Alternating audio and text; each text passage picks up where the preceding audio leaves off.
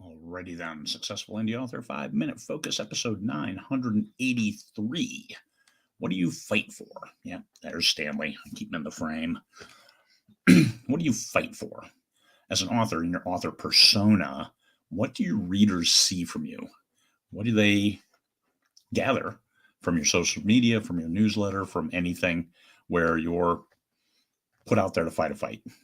So, what do you fight for? To be right? In my earlier years, I always fought to be right because I wanted to be right. I wanted everybody to know that I was right. Okay, that wasn't optimal, and it's no way to get friends, whether you want them or not. No friends are going to come over to the guy who has to always be right. And that's a painful thing to learn, painful lesson.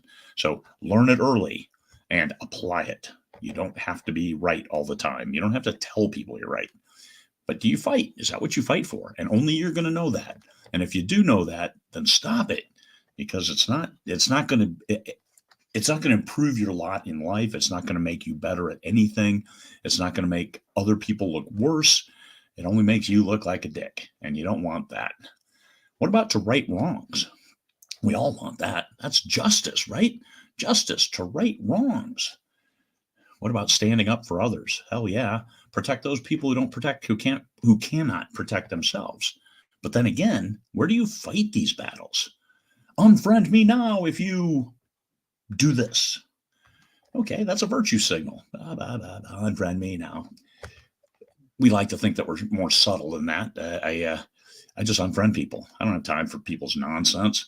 I want to watch cat videos, for Pete's sake. When it comes to Facebook, when I'm scrolling down, dog videos, dogs doing cool things. That's what I like. And of course, police chase videos. I don't know why. It's a morbid fascination. Anyway, what do you fight for? What do you fight for internally? And do you have to publicize it? This is another thing, because a lot of politics, hey, I support this politician. You're going to alienate half of the U.S. just because of the way the politics are right now. It's unfortunate. It's very unfortunate that this is the way it is. But you choose, and that's part of your author persona. So what are you fighting for? So maybe you can put it into your characters. What do your characters fight for? Subtly. Don't put them on the soapbox on the second page and then go into a page-long paragraph that's a diatribe on, I am so virtuous, I'm going to signal this. Look at me, I am the angel of justice and glory. No, you're not. You're just virtue signaling. You get it in subtle with your characters. This is where you're going to make your money. This is where you're going to influence people. This is where you're going to influence people the most through your stories and how your readers perceive. Are they going to take both sides of an issue? Are they going to look at it? Are they going to study it better? Are they going to understand? And this is what you're trying to do. You're trying to help people to understand.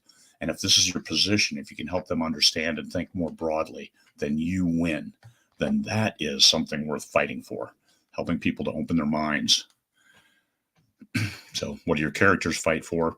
You can use that internal dialogue, or you can have their actions support them without having to go into a diatribe. You get on your soapbox and lecture. No lecturing in books. Those don't sell well. No diatribes. Just good, clean actions, doing the right things for the right people.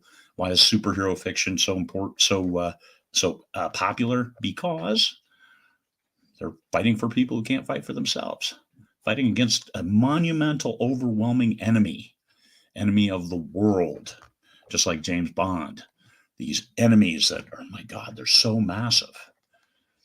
So what do you fight for? Internally, know what you fight for.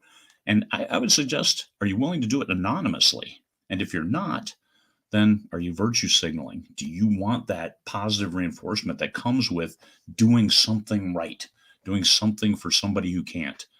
There's a lot to be said for that, because we all want that positive reinforcement. I know I do it. I put my name on everything.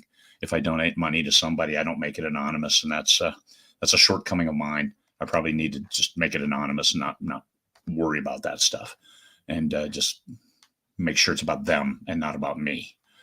So what do you fight for? Think about it. Implement what's best for you and what's best for your psyche, and then move forward. Make your characters great. Make them relatable, and give them something that the people don't have for themselves.